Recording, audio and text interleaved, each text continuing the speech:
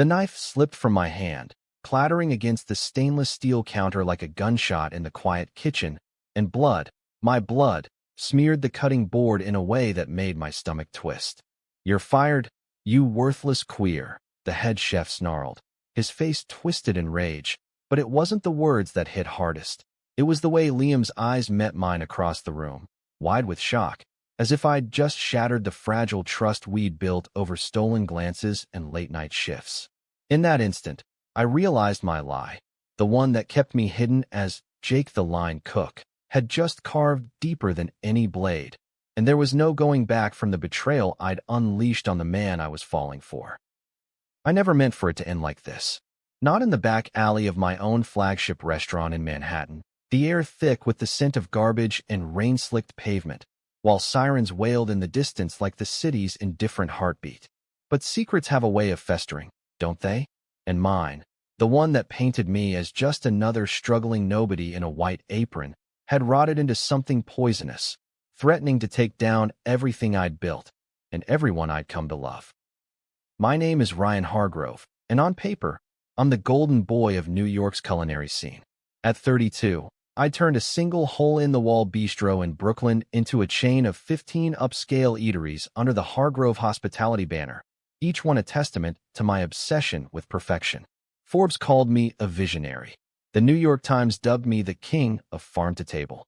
But behind the boardroom smiles and the TED Talks on sustainable sourcing, I was just a guy from Queens who'd lost his mom to cancer at 16 and clawed his way up from dish pit to C-suite, all while hiding the one truth that could tank my empire. I'm gay. Not the performative ally kind that gets you TED invites, but the real deal, out to my inner circle, but closeted to the world because investors in this cutthroat town still whisper about family values like it's code for don't rock the boat. That's why I did it. The Undercover gig. 6 months ago, after a string of anonymous Yelp reviews hammered my Midtown flagship, the Harvest Table, for toxic management and soul-crushing shifts, I couldn't just fire off emails from my Park Avenue penthouse. I needed to see it, the grit, the breakdowns, the human cost of my ambition. So I shaved my head, grew a scruffy beard, traded Armani for faded jeans and a thrift store hoodie, and became Jake Harlan, the wide-eyed newbie from Ohio applying for a line cook spot. No one batted an eye. Why would they? In a city of 8 million reinventions, one more transient face in the kitchen was just Tuesday. The first shift was hellfire. The kitchen at the Harvest Table is a beast. Open flames roaring under copper pots, the sizzle of seared scallops drowning out the barked orders, steam fogging the air like a perpetual summer storm. I clocked in at 5 a.m., my palms slick as I tied on the apron, heart pounding harder than when I'd pitched to venture capitalists. "You the new guy?" grunted Marco, the sous chef, a burly Italian with tattoos snaking up his forearms like vines. He didn't wait for my nod before shoving a crate of heirloom carrots my way. "Prep these. And don't fuck it up, we're short-staffed." I nodded, fumbling the peeler like an idiot, because let's be real, I'd cooked exactly twice in my adult life, both times microwaving leftovers. But I learned fast, fueled by adrenaline and the fear of blowing my cover. By noon, blisters bloomed on my hands, and sweat soaked through my shirt, but I caught the rhythm. The chaotic ballet of plating entrees, the way the expediter's voice cut through the din like a whip. And then there was Liam. He exploded into my peripheral vision around 2 p.m. during the lunch crush, wheeling a cart of fresh herbs from the rooftop garden my company, prided itself on. Liam O'Connor, 28, with that mop of auburn hair that caught the fluorescent lights like embers, and green eyes sharp enough to dice onions without a knife. He was the head gardener and part-time prep cook, a transplant from some podunk town in upstate New York, all lean muscle and quiet intensity. "Jake, right?" he said, his voice carrying that faint Irish lilt from his immigrant folks, as he slid a bundle of basil my way. "Easy on the time tonight. Boss man's picky about the ratios." I mumbled a thanks, my throat dry, because up close, he smelled like earth and citrus, a grounding scent that made the kitchen's frenzy fade for a split second. We didn't talk much that first week. He was all business, chopping with surgical precision, while I burned my fingers on more than one occasion. But the glances started, his over the steam of a stock pot, mine when he laughed at some dumb joke from the dishwashers. It was innocent at first, the kind of spark you dismiss as fatigue, until the night shift after a private event, when the crew cracked open beers in the walk-in cooler to unwind. "You're not from around here, are ya, Jake?" Liam asked, leaning against a shelf of cheeses, his flannel rolled up to his elbows. The cooler hummed around us, a blue-lit cocoon that muffled the outside world. "Born and raised in Ohio." I lied, the story I'd rehearsed 100 times in my bathroom mirror. "Small town. Needed a change." He nodded, taking a swig from his bottle. "I get that. Grew up in a place where different gets you a black eye. Came down here chasing dreams, plants, mostly, and freedom." His eyes lingered on mine a beat too long, and I felt it then, that electric pull, like static before a storm. Freedom. The word hung between us, heavy with what neither of us said, that in kitchens like this, being gay wasn't just a footnote, it was a fault line. Over the next month, we fell into an orbit. Late nights meant shared cigarettes on the fire escape, trading stories about shitty exes and worse jobs. He told me about his first love, a boy from high school who'd bailed when things got real, leaving Liam with a tattoo on his ribcage, a tiny green shamrock, that he called his "fuck you" to small-town shame. I spun yarns about back home, careful to skirt the truth, but God, it was easy with him. Liam had this way of listening, head tilted, like your words were the only ingredient that mattered in the recipe of the night. One evening, after a brutal double shift, we ended up at a dive bar in Hell's Kitchen, the kind with sticky floors and a jukebox blasting Springsteen. The crew had scattered, but Liam lingered, buying me a whiskey neat. To surviving another day in the trenches, he toasted, clinking glasses. Our knees brushed under the table, and neither of us moved away. "You know, Jake, you're different. Not like the other grinders. Got a quiet fire about you." I swallowed hard. The burn of the liquor, nothing compared to the heat in my chest. "Yeah? What's that look like?" He leaned in, voice low. "Like you've seen the top of the mountain, but chose to climb it again anyway. Makes a guy wonder what you're running from." Everything. The board meetings where I'd smile through homophobic jokes. The parade of dates that fizzled because trust was a luxury I couldn't afford. The gnawing fear that one wrong move would unravel the life I'd built on eggshells. But with Liam, in that neon haze, I almost confessed. Instead, I changed the subject, asking about his garden, and he lit up, describing how he'd coaxed tomatoes from concrete planters, turning urban decay into something alive. By week 5, the attraction was a live wire. We'd steal moments, his hand brushing mine while passing a sauté pan, a shared look across the past that said more than words. The kitchen buzzed with rumors. Marco even ribbed us once, calling us the lovebirds of the lettuce. But tension simmered too. The bad reviews I'd come to investigate weren't baseless. The GM, a slick weasel named Victor, ruled with an iron fist, docking pay for attitude, ignoring complaints from the female servers about his wandering hands. And worse, whispers of bias. A Latino busboy let go for being too slow, a queer bartender sidelined during peak hours. I documented it all in a burner phone's notes app, my undercover mission sharpening into something personal. Liam vented to me one night, wiping down counters after close. "Victor's a prick. Last week, he cornered me in the office, asking if I was recruiting for the Rainbow Brigade. Like what the hell? This place is supposed to be progressive, farm to table, all that bullshit." My blood boiled. My place, the one I'd branded as inclusive, with pride flags in the windows and a diversity clause in the employee handbook. "You tell anyone?" I asked, keeping my voice steady. He shrugged, exhausted. "Who?" "HR's his golf buddy. And the big man upstairs? Ryan Hargrove? Guy's a ghost. Probably too busy yachting with models to care." The irony stung like salt in a cut. I wanted to scream, "I'm right here, and I'll fix this," but Jake Harlan from Ohio couldn't. So I nodded, helpless, and offered what I could, a listening ear and a promise. "Hang in there.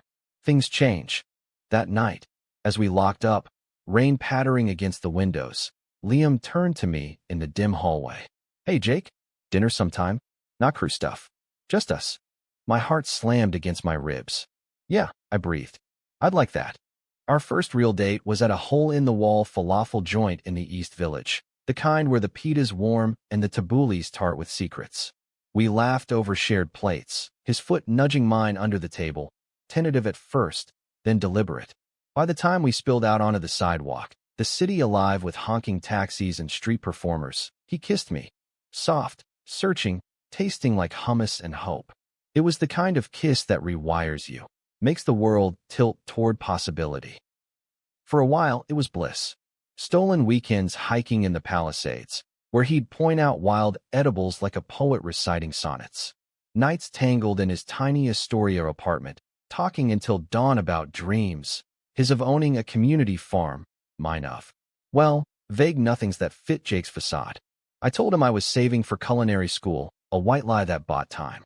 But guilt gnawed at me, a shadow in the sunlight of us. Then the cracks widened. Victor's harassment escalated. He started scheduling Liam for the shittiest shifts, muttering slurs under his breath. One night, after Victor accidentally spilled hot oil near a server who was openly trans, the crew confronted him in the alley. Fists flew. Marco clocked him good, but Victor twisted it, calling security and filing reports. "This place is going down," he threatened, eyes landing on Liam. "Starting with you freaks." I stepped in as Jake, pulling Liam back, my voice steady despite the rage. "Back off, man. We're not your punching bag." Victor's lip curled. "Who asked you, newbie? One more word, and you're out." That was the spark. The next day, I overheard him on the phone, leaking to a rival critic. Hargrove's empire? Built on a house of cards. Wait till they hear about the queers running the kitchen. Enough. I couldn't stay silent anymore. Late that night, after everyone left, I slipped into the office, Victor's domain, and hacked his email on my burner laptop. Evidence, a trail of discriminatory memos, pay discrepancies, even texts to a lawyer about cleaning house. My hands shook as I forwarded it to my real assistant, with instructions to escalate to the board. But as I hit send, the door creaked open. Liam stood there, rain damp from the alley entrance, eyes wide. "Jake? What the hell are you doing?" Panic surged. It's nothing. Just checking schedules." He stepped closer, glancing at the screen. The email thread glowed accusingly. "That's the CEO's private server. How'd you?" In that moment, the lie crumbled. I could see it in his face, the pieces clicking. My too perfect knife skills one night when exhaustion slipped, the way I'd vanished during inventory to make anonymous calls, the expensive watch I'd pawned off as a gift from an ex.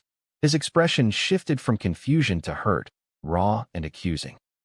"You're not who you say you are," he whispered, voice breaking. "Are you? Him? Ryan Hargrove?" The world narrowed to his eyes, green as betrayal.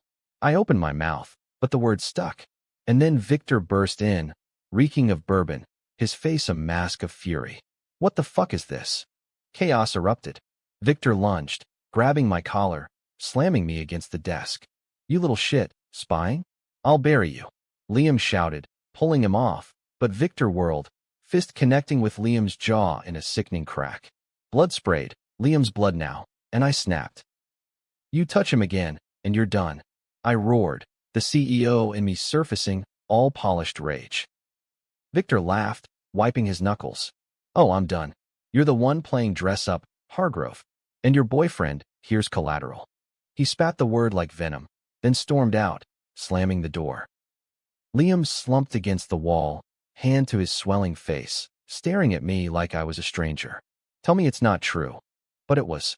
And in trying to save the restaurant, to save us, in my deluded way, I'd just destroyed the one real thing in my life. The silence in that office stretched like taffy, sticky and suffocating, broken only by the distant rumble of the A train underground. Liam's eyes bored into me, bruised cheek blooming purple under the harsh desk lamp, and I felt exposed, flayed open, every layer of Jake Harlan peeling away to reveal the fraud beneath. "Ryan," he said finally, the name tasting foreign on his tongue, like a curse.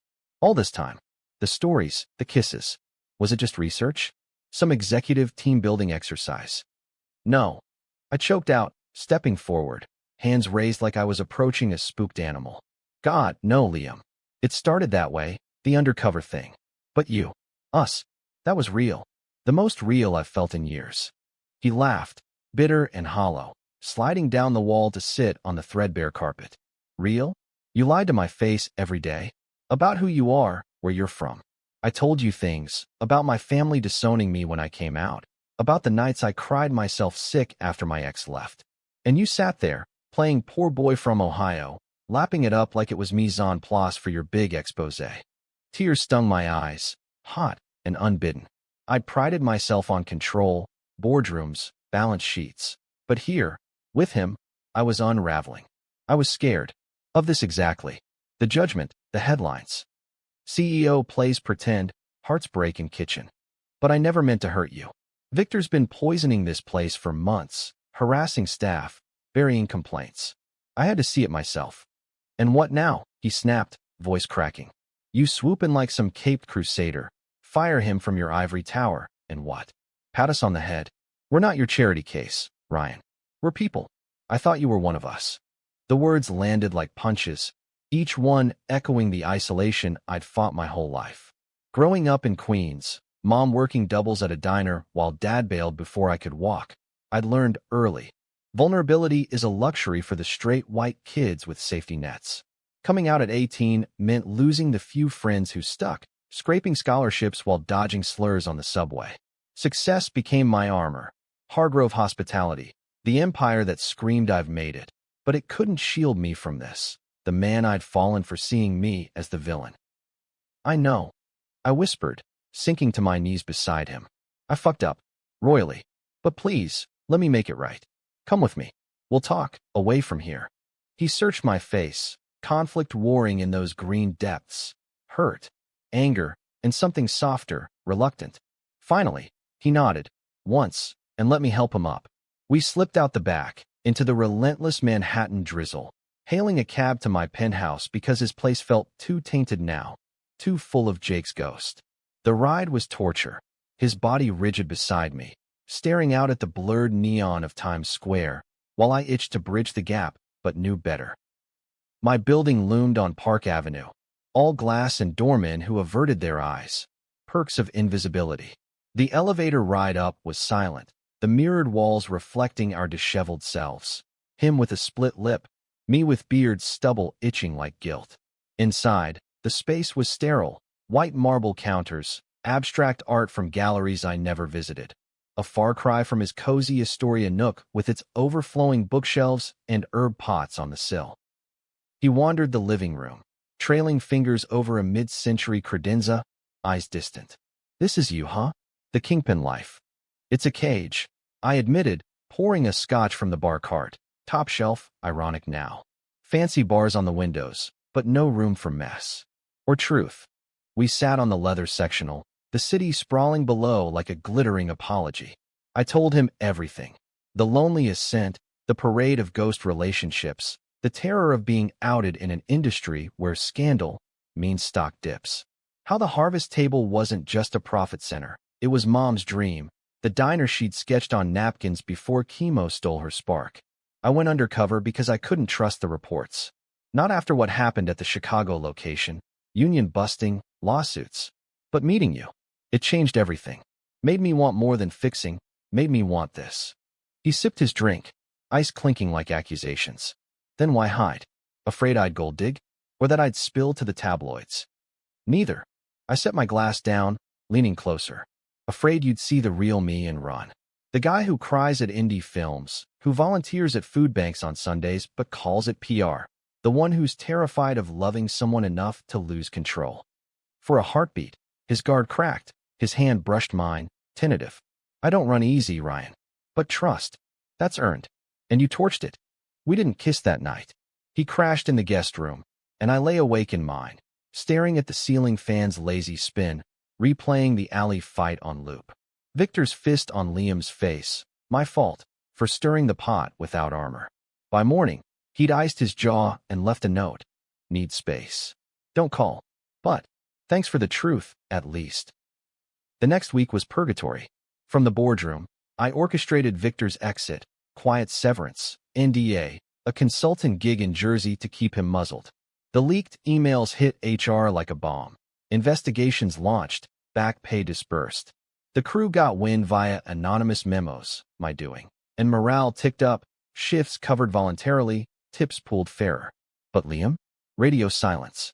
His Instagram stayed dark, No rooftop garden posts, no stories of market halls.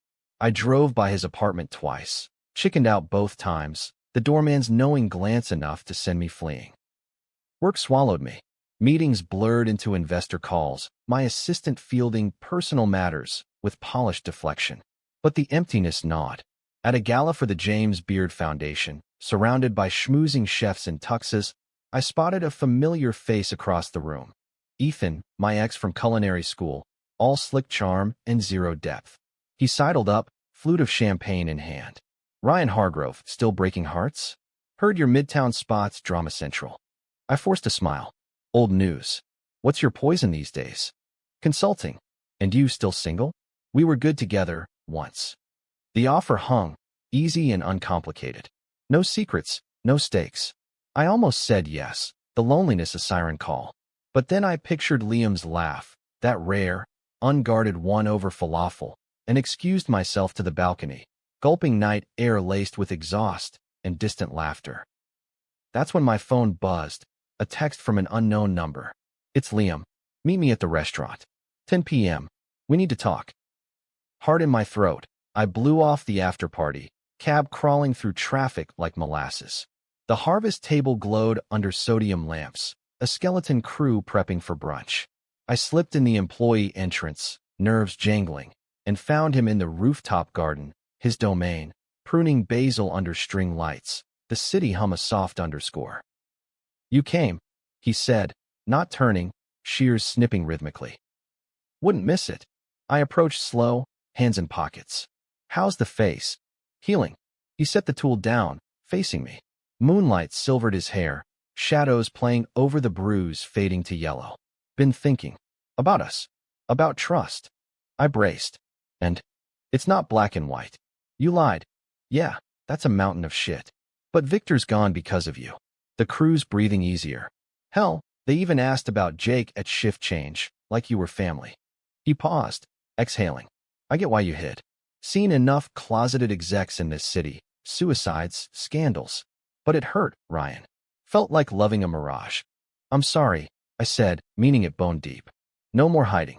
From you, from anyone. His eyes softened, just a fraction. Prove it. We talked for hours, weeds forgotten, the skyline our witness. He shared more, his ma's letters from Dublin, forgiving but distant, the garden as therapy after his ex's ghosting. I confessed the penthouse's echo, the therapy sessions I'd skipped. Dawn crept in, painting the East River gold, and when he leaned in, our kiss was tentative, then fierce, a reclamation, scars and all. But peace is fleeting in New York. 2 days later, the bomb dropped. Victor, spiteful to the core, didn't slink away. He went to the press, a sleazy blog called Gastrogate, spilling a twisted tale. Hargrove airplay spy, seduces staff for scandal cover-up. Photos leaked, grainy shots from security cams of Jake and Liam in the alley post-fight, my arm around him protectively. Headlines screamed, CEO's queer deception, romance or manipulation. Twitter, X, whatever, exploded. Hargrove hoax trended, activists calling me a traitor to the community, investors dialing my board in panic. Liam saw it first, forwarding the link with a single emoji, pouting face. I called, but it went to voicemail. By noon, paparazzi swarmed the harvest table, reporters hounding staff for quotes. Marco texted, "Man, this is fucked. Crew's pissed, feel like pawns."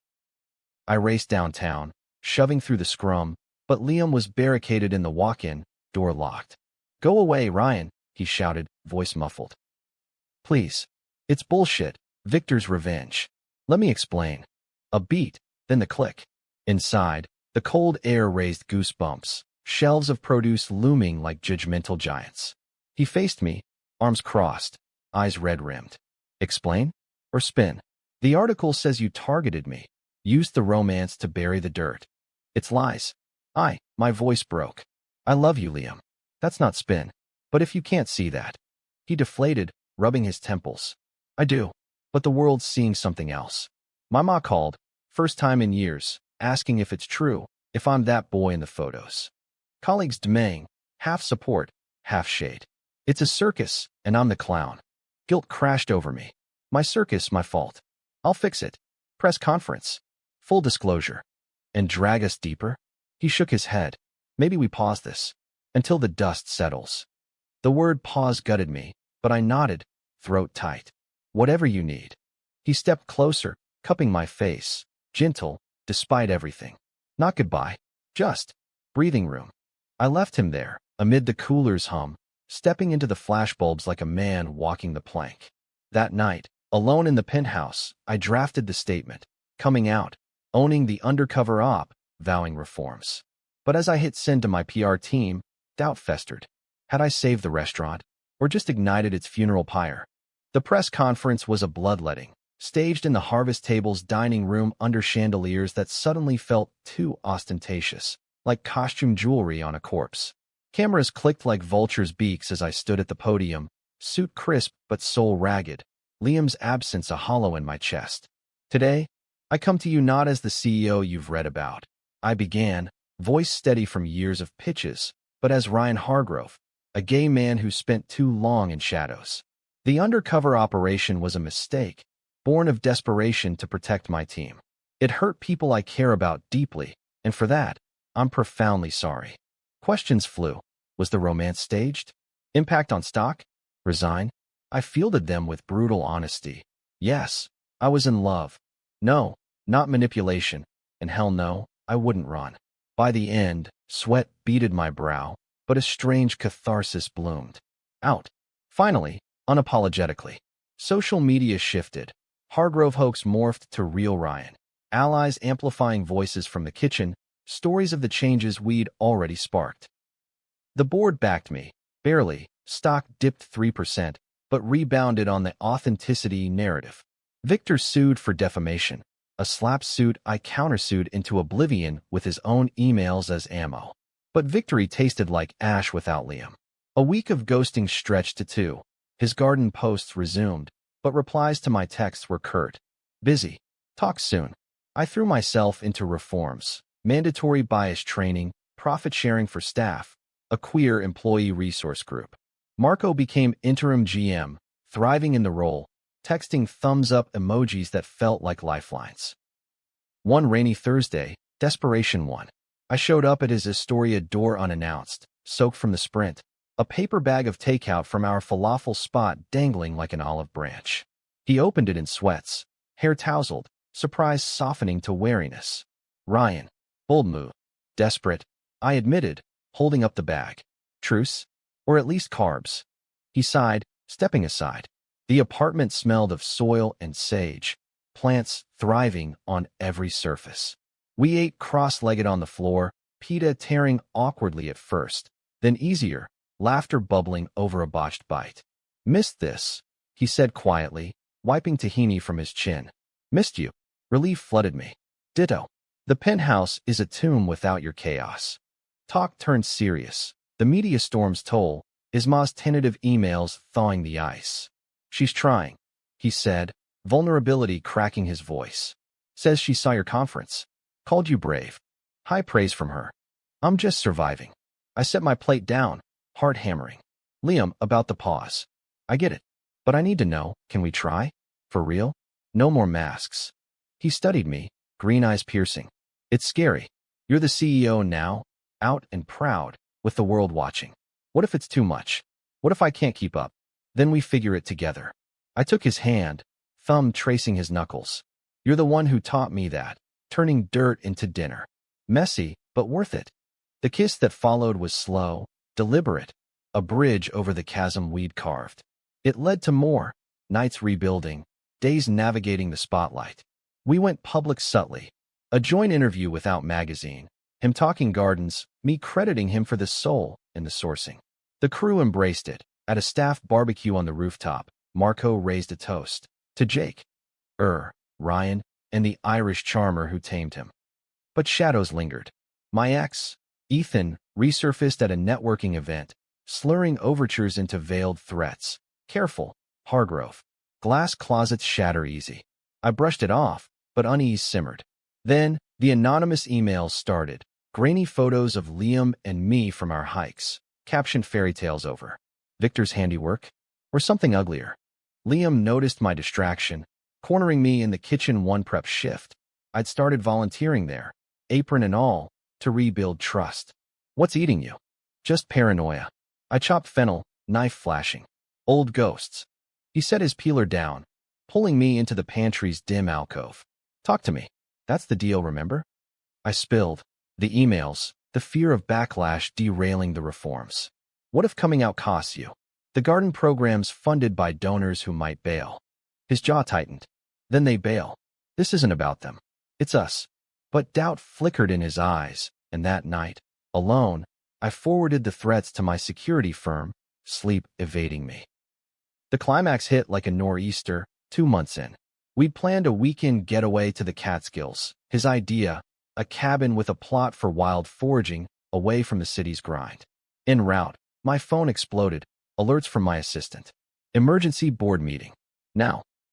I pulled over on a rural shoulder, Liam's hand on my thigh grounding me as I conference called in. Ryan, the chairwoman said, voice clipped, we've got a problem. That blog, Gastrogate, dropped a piece this morning. Claims you're unstable, cites sources about mental health breakdowns during the Undercover op. And photos, intimate ones, leaked.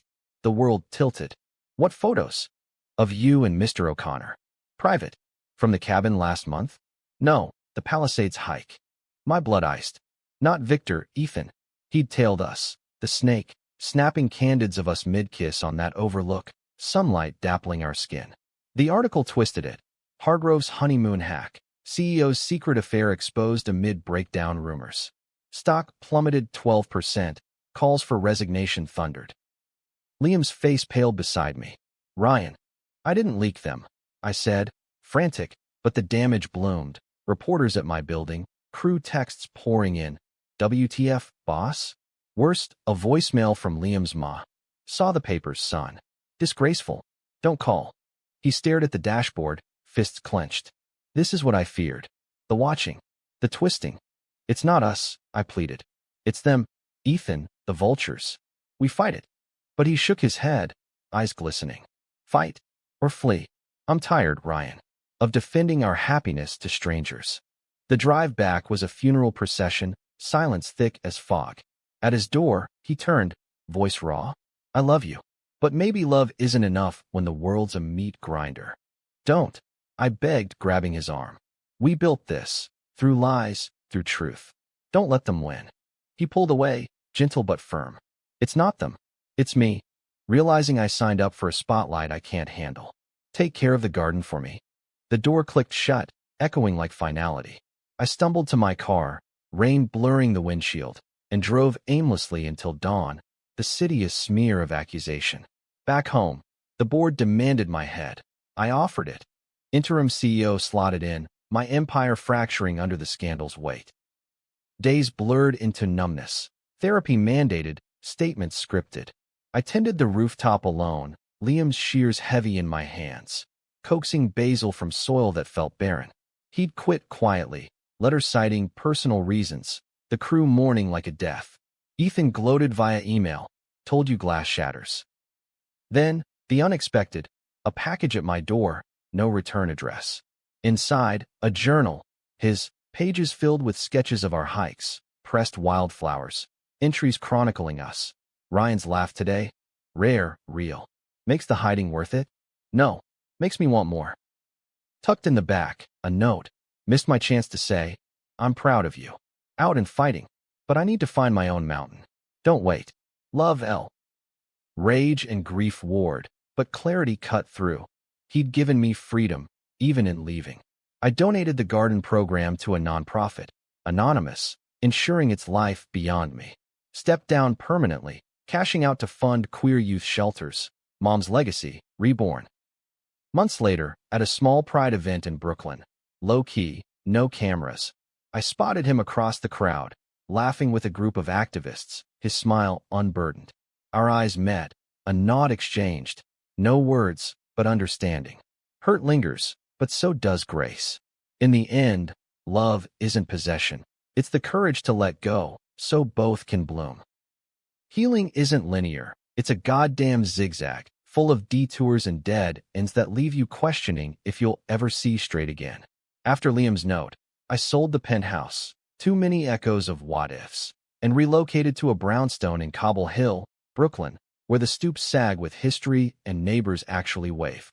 The press frenzy died down, Gastrogate folding under libel suits, Ethan slinking back to whatever hole he'd crawled from. My net worth took a hit, sure, but freedom? Priceless. I consulted Freelance Now, auditing kitchens for ethics over spreadsheets, my coming out a quiet revolution that opened doors I'd long bolted shut.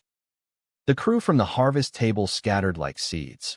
Marco franchised a food truck. The trans server launched a nonprofit for hospitality workers. I followed their feeds obsessively at first, a masochistic ritual, then let it fade into fond memory. Therapy helped unpack the baggage, the closet's claustrophobia, the imposter syndrome that made every success feel borrowed. "You're enough," my shrink would say, a white lady from the Upper West Side with a no-bullshit bob. Flaws and all. It stuck, slowly, like roots cracking concrete. Liam's journal became my talisman, pages dog-eared from rereads on subway rides. His words, raw, poetic, mirrored my own unspoken fears. What if love's just another job? Clock in, perform, clock out? I'd scrawled replies in the margins, one-sided conversations that vented the ache. It wasn't a job, It was the shift that changed me. Never sent them, but writing them mended something fractured. A year on, the high holidays rolled around. Hanukkah lights twinkling in brownstone windows, Christmas markets hawking spice cider that tasted like nostalgia. I volunteered at a shelter upstate, the one I'd seeded with my exit package, dishing out lax to queer kids who'd fled Bible Belt homes. The air smelled of pine and frying oil, laughter cutting through the winter chill. That's when I saw him, not in the flesh, but on a flyer pinned to the bulletin board. Liam O'Connor Presents.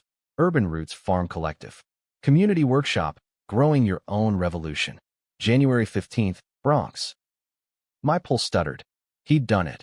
His dream, scaled small but fierce, a plot of community gardens teaching city kids to cultivate more than veggies. Resilience, roots. I clipped the flyer, pocketed it like contraband, and debated for days. Show up? Risk the raw edges? Or let sleeping dogs dream in peace? January 15th dawned brittle cold, the Bronx alive with subway rumbles and bodega chatter. The workshop was in a converted lot, chain-link fenced, hoop houses glowing against the gray. About 20 folks milled, teens in hoodies, elders with thermos cups, awaiting the man of the hour. I hung back, collar up, breath fogging as he emerged from a greenhouse, apron dusted with soil, that auburn hair tied back, smile easy as ever. "Welcome, y'all," he called, voice carrying that lilt, warmer now. "Today, we're not just planting, we're claiming space. In this city, in our lives." He demoed tilling beds, hands sure in the dirt, anecdotes weaving in like compost, stories of his ma's victory garden in Ireland, the healing power of green against grief.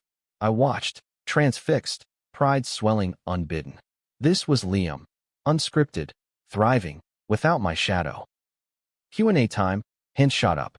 A kid, maybe 16, lanky with braces, asked, "What about when people try to uproot you?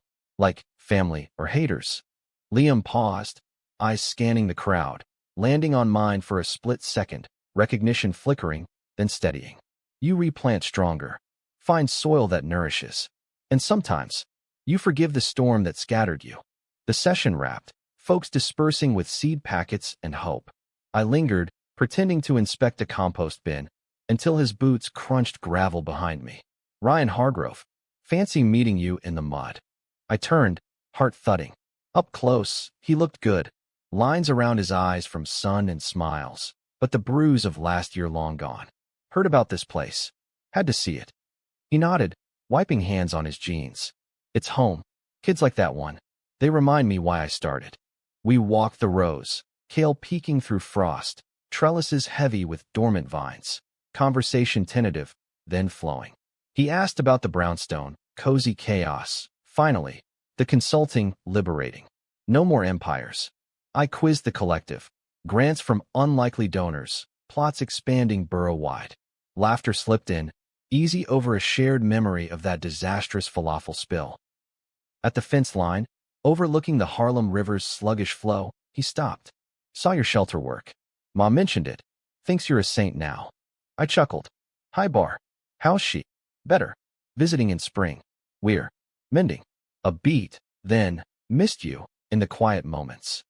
The admission hung, vulnerable as fresh shoots. Same. Your journal kept me sane. Thank you. His brow furrowed. You read it? Every word. Replied to ghosts. Silence. Then his hand found mine. Calloused, warm. No ghosts here. Just us, if you want. I squeezed back, the world sharpening.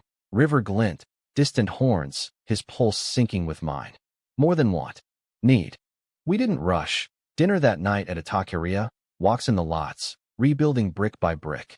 Challenges came, my spotlight drawing skeptics to his gates, old wounds surfacing in arguments over trust. But we faced them, therapy together, boundaries drawn like furrows. He met my scattered family, an aunt from Queens, prickly but kind. I dove into his world of soil and seasons. Spring bloomed, and with it, a proposal, not rings and knees, but vows whispered over rooftop basil at the harvest table, now employee-owned under Marco's steady hand. Grow with me? I asked, on one knee in the dirt he'd planted. Always, he said, pulling me up into a kiss that tasted of earth and eternity. It's not fairy tale, no Hollywood gloss, just the gritty American grind of two men carving space in a city that chews dreamers. We've got conflict still, border disputes with the collective, my insomnia flaring under stress. But the love? It's the deep root system, holding through storms. In the end, identity isn't hidden or revealed. It's lived, messy, and true, in the quiet revolutions of every day. And on clear nights, from our brownstone stoop, we watch the skyline. Once my cage, now our horizon. And know, we've come home.